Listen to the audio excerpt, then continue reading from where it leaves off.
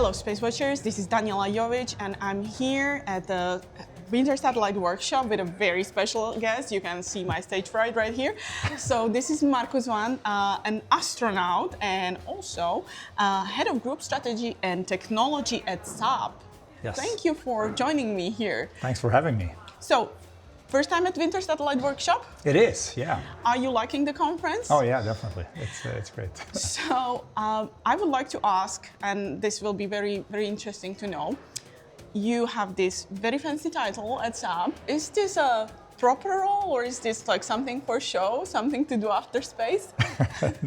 No, this is a real job, definitely. It's a very interesting job. We have.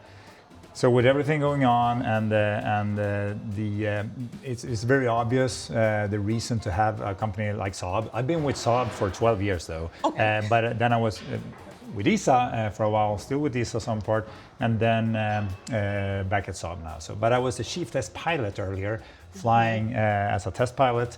Now I'm doing strategy and technologies and make sure that we are able to provide the same capabilities and have the technologies to provide the same capabilities tomorrow as we're doing today, and also evolve those capabilities, of course. And I'm also flying still a little bit, so yeah. Flying a little bit, which it's not a spacecraft these days. No, it's Gripens. It's fighters. I would love to fly a spacecraft though. Again. Yeah, for sure. Yeah. We have an upcoming Czech astronaut or soon to be astronaut flying Gripens, Aleš Svoboda.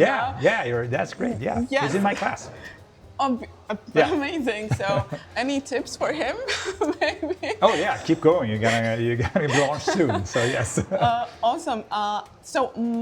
I would actually like to ask you maybe like slightly something different. I'm not are there aliens in space or something? But would you can ask that.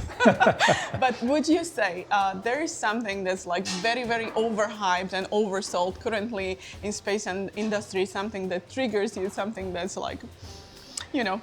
So overhyped and oversold. Something that gets to you. I think some things that are very important, and people get that and they are focusing on it, and kind of know that you have to talk about it. So one thing we discussed a little bit earlier was how to utilize AI. I think we're kind of past where everyone put that on the PowerPoint and without really thinking about it. I think we're past there, but a while that was like, oh yeah, there's AI again. But how do you really use it? And that brings me down to a point which to me is very important. Mm-hmm.